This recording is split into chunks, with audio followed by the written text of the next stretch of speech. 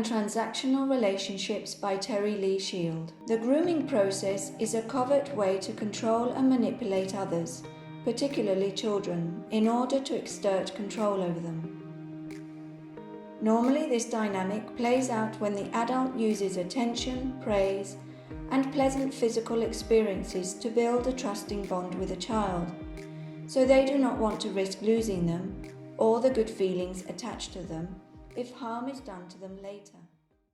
Okay, so we're here with Terri Lee Shield.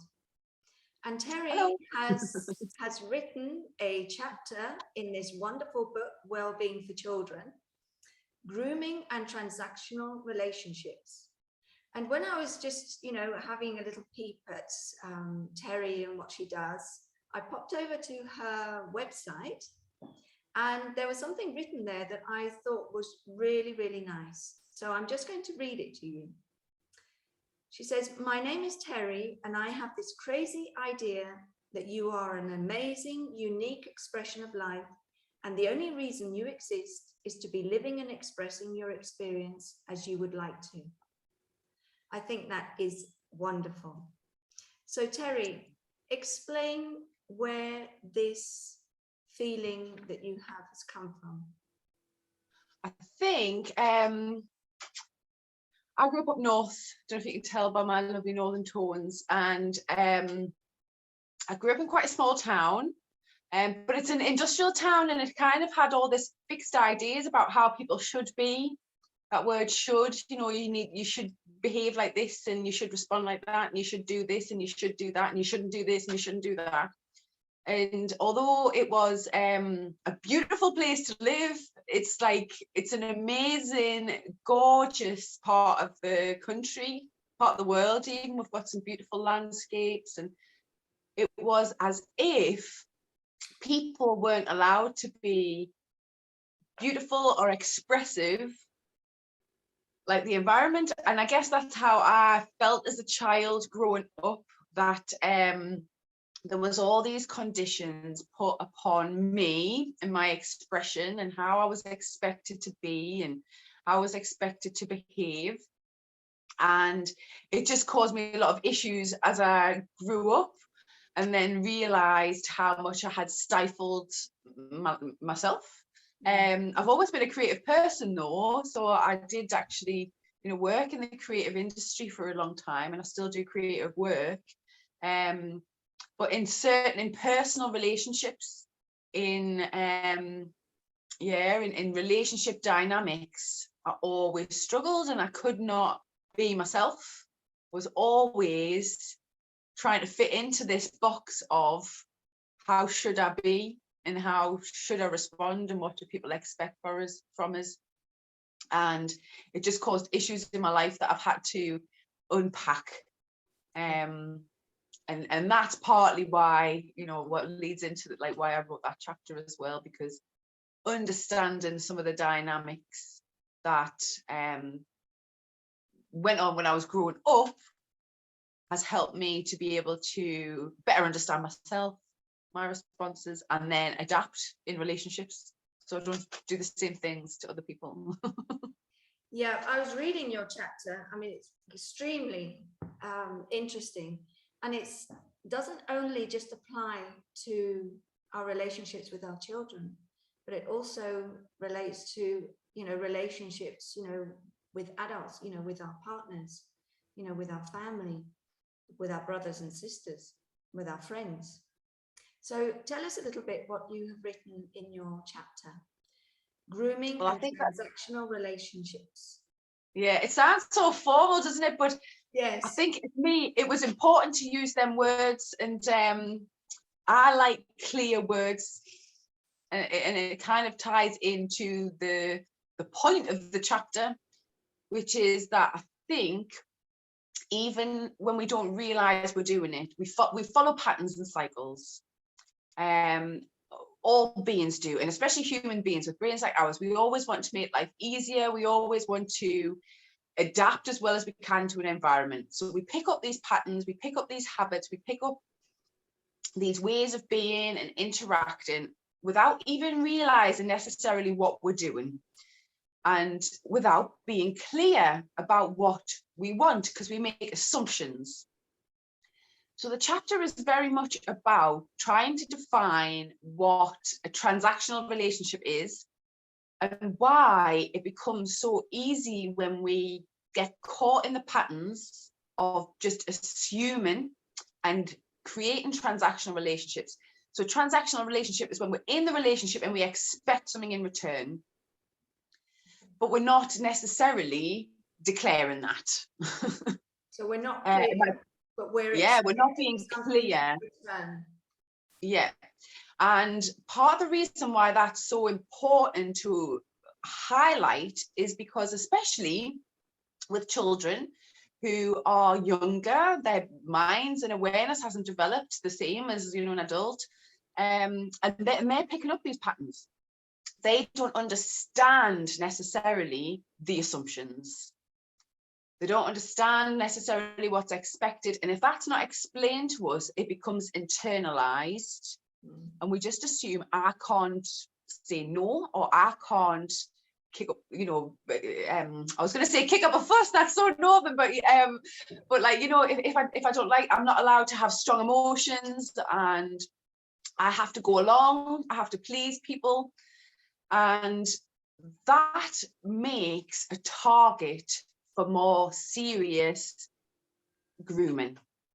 Right. Because the grooming process is a process of using this idea of assumption and creating an environment where the child feels safe and they're getting a lot of good stuff. They're getting a lot of maybe praise, or they're getting a lot of reinforcement. Then when something is introduced in that relationship that they don't want or that doesn't feel right, they don't feel like they can withdraw consent to what's going on, because they don't want to lose the good stuff from the relationship. So this is really when we start getting into that habit of not saying no. Yes, exactly. So it starts off really subtle. It can start off really subtle if we're not aware. And I actually really liked Laura's, I'm loving all the chapters, but I really like Laura's chapter on conscious parenting, because that kind of ties in as well in a lot of ways, because if we're not aware of these assumptions and how our child's responding, then we are subtly, and not even necessarily consciously, but creating an environment for that grooming process to happen. And then our child can end up going along with things that they just don't feel right for them. It's not them, it's not their preferences, it doesn't feel safe. They begin to bottle up emotions, they begin to suppress panic, which affects the breathing. And I love how all these chapters have tied in, and that's where you get the more serious issues of self-harm and eating disorders, because it all builds up in these layers of trying to please other people and repress who we are and not feeling safe. Yeah, and everything starts when we are children. Exactly. We're young, we're impressionable, we don't know what's going on in life, you know, we don't know how to best express ourselves. So when we're not taught, and when we're not in a space where the adults around us are nurturing that and explaining to us so we understand, this is why I'm doing this, this is what I expect and why. But more so, if you're caring for a child, it's an act of giving. You are in a position of power and you have the control over that situation. They don't.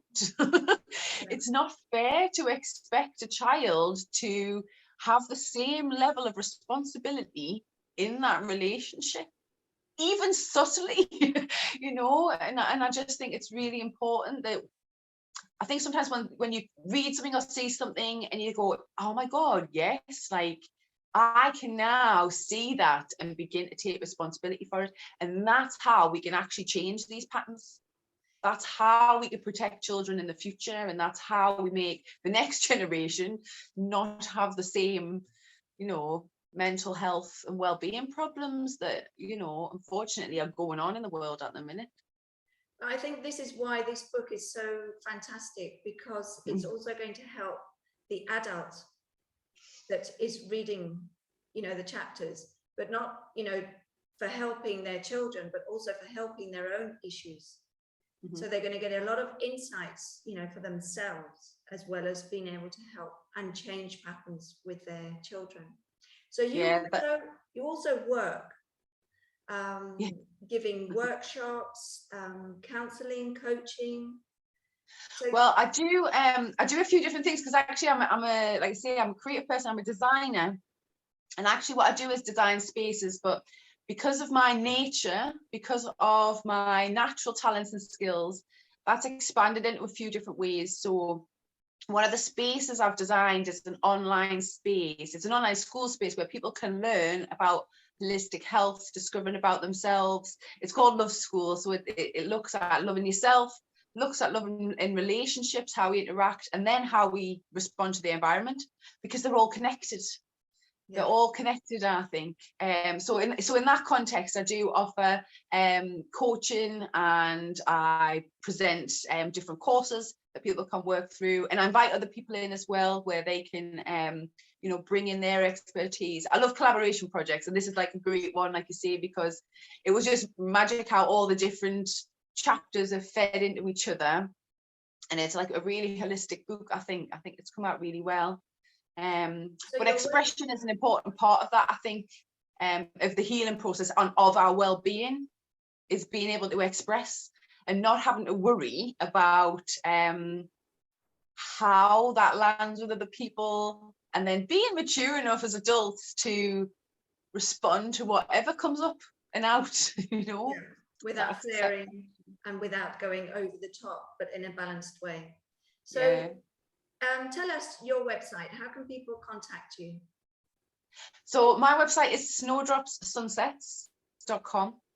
The school is loveschool.uk, if anyone is interested, because I do think that a book like this, like you say, it can trigger a lot of new awarenesses and realizing these patterns, because they didn't come from nowhere. They've come from your childhood and your parents' childhood, and I think to care enough to start to look into how do I better support my child, you then have to look, how do I better support myself and my inner child? And so that space is there for that reason, for self-exploration, and then learning how to interact with others.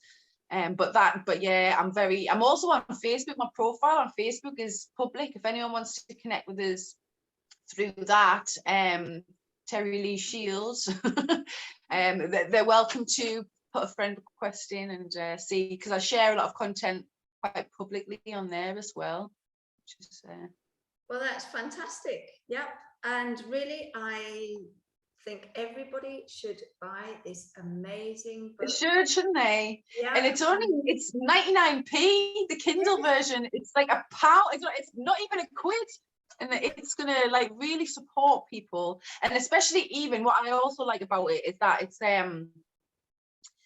some of the things are really quite subtle. Some of the chapters are really quite subtle in it, and then it goes really quite deep. And I think that's important, because I think we're facing some challenging situations with our children at the minute. So it's really, really helpful. It's a really helpful guide, no matter what situation you're in with your child, whether you just want to create a more well environment, or if you're really struggling, or if your child's really struggling. It's a really supportive book, I think. And for a quiz. And the chapters, you don't have to read and read and read. You can just read one chapter, and then you can flip to another chapter. So, it's a very easy and interesting little handbook for parents and for teachers, anybody who's involved with children, but even anybody who would like to, just have an interest on these topics, and to have a look deeper within themselves as well. So thank you, Terri. Thank you very much. Yeah, and maybe we can catch up another day, and then you can tell us a bit more about other things that you do, because you've also got some other books there that maybe you can tell us on another day. Yes. Okay then, so thank you very much. Thank you so much. Thank